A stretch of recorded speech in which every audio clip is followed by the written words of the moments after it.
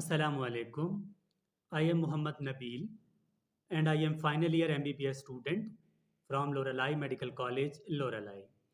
अच्छा, इस वीडियो के अंदर हम बात करेंगे कॉन्गो वायरस के बारे में कि कॉन्गो वायरस क्या होता है और किस वजह से होता है, क्या-क्या साइन एंड सिम्पटम्स देखने को मिलते हैं, क्या इसकी ट्रीटमेंट है और क्या इसके प्रिवेंशंस हैं।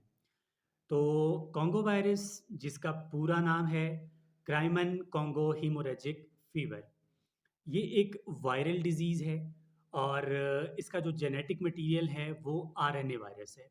यानी कि 2 तरह के होते हैं जेनेटिक मटेरियल, या फिर डीएनए होता है या फिर आरएनए होता है।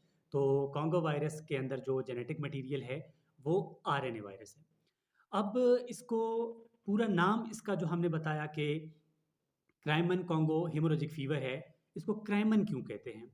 क्योंकि 1944 में क्राइमा के अंदर पहला केस इसका देखा गया और उसके बाद 1969 में दोबारा इसी चीज़ का दोबारा केस देखा गया।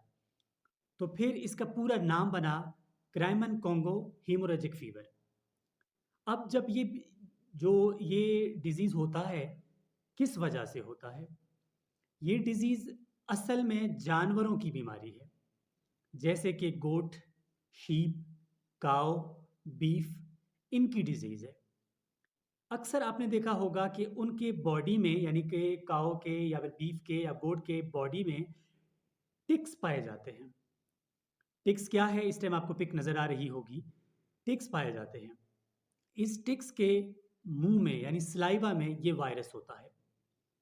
जब ये वायरस उस बीफ को या फिर काऊ को या गोट को इन्फेक्ट कर देता है, तो उसी इन्फेक्टेड गोट, शीप या काऊ जो भी है, उसके ब्लड में चला जाता है।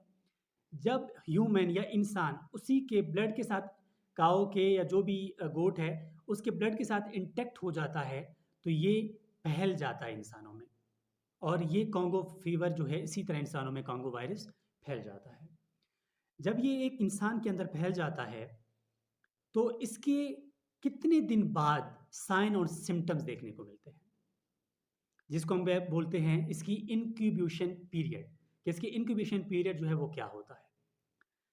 जब एक इंसान इसके इंटैक्ट में आ जाता है, तो तकरीबन 1 से 3 दिन या तकरीबन 1 से 5 दिन के अंदर साइन एंड सिम्पटम्स देखने को मिल जाते हैं और इसमें मोर्टेलिटी रेट कितनी है? 40% खतरा है कि इंसान की जान चली जाए।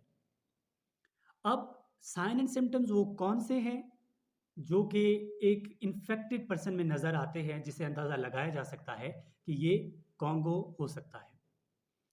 सबसे पहला, सडन हाई ग्रेड फीवर। अचानक पेशेंट को बहुत बुखार होगा, वॉमिटिंग होगी, डायरिया होगा, एब्डोमिनल पेन होगा, इसके साथ-साथ फोटोफोबिया होगा। यानी कि सूरज की तरफ जब निकलेगा बाहर तो आँखों में जलन होगी, फोटोफोबिया। इसके बाद एपिस्टेक्सिस होगा, यानी नाक से खून बहना स्टार्ट हो जाएगा और जब आप इस पेशेंट को कोई भी चीज़ सिरिंज वगैरह इंजेक्ट करते हैं, तो वहाँ से ब्लीडिंग बहुत जल्दी होगी, बहुत ज़्यादा होगी, ब्लीडिंग नहीं रुकेगी।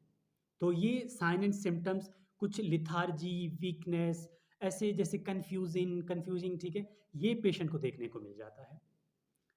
उसके बाद जब ये एक दफ़ा आइडेंटिफ़ाई हो गया कि पेशेंट को कॉन्गो वायरस है, अब उसकी क्या-क्या ट्रीटमेंट्स होंगे?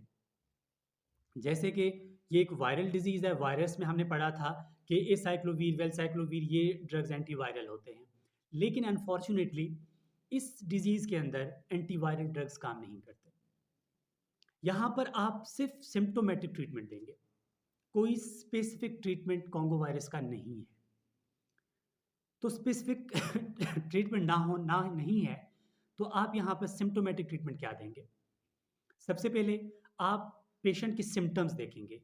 अगर उसकी प्लेटलेट्स डिक्रीज़ हो रहे हैं, मोस्टली प्लेटलेट्स भी डिक्रीज़ हो जाते हैं, तो आप प्लेटलेट्स ट्रांसफ्यूज़न करते हैं।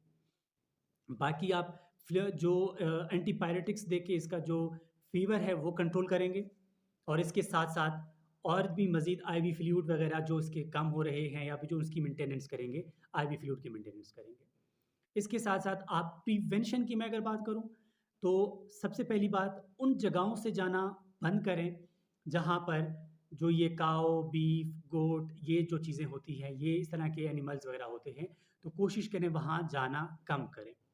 अगर वहाँ जा भी रहे हैं, तो आप फुल स्लीव्स कपड़े, ठीक है? और शूज़ ऐसे जैसे कवर हों, मास्क, हाँ, मास्क लगाया हुआ, पूरा कवर करके आप वहाँ जा सकते हैं, अदरवाइज़ ना जाएँ। अगर ये डिज़ीज़ हो जाए, उस पूरे एरिया के लोगों को यानी कम्युनिटी के लोगों को क्या करना चाहिए? उस कम्युनिटी के लोगों को चाहिए कुछ टाइम तक गोश्त खाना बंद कर दें। यानी बकरी का गोश्त, आप जो है गाय का गोश्त वो खाना बंद कर दें। क्योंकि ये भी पॉसिबिलिटीज़ हैं, ये भी रिस्क फैक्टर्स हैं कि जो एनिमल्स का गोश्त आप खा रहे हैं, वो ऑलरेडी इफ़ेक्टेड हो कॉन्गो वायरस से। ये भी एक रिस्क फैक्टर है। तो कोशिश करें इस चीज़ों से आप प्रिवेंट कर सकते हैं। और बाकी जिन डॉक्टर्स को या फिर जिन फ्रेंड्स को ये कॉन्गो वायरस हो चुका है, दुआ करते हैं अल्लाह ताला से उनको सेहतयाब करे। और मोस्टली ये हॉस्पिटलाइज़ जो डॉक्टर्स होते हैं, मरीज़ होते हैं, वहाँ पर ज़्यादा होता है, क्योंकि वहाँ हर तरह के इन्फेक्टेड लोग आते हैं, तो उनसे इंटैक्ट इंसान ज़्यादा हो जाता है, जिसकी वजह से ये बीमारी देखने को मिलती है। तो अल्लाह ताला से दुआ करते हैं आप सब के लिए, और जो ख़ासकर इन्फेक्टेड हैं इस बीमारी से, उन सब के लिए अल्लाह ताला उनको शिफ़ाए कामिला अता फ़रमाए। आमीन।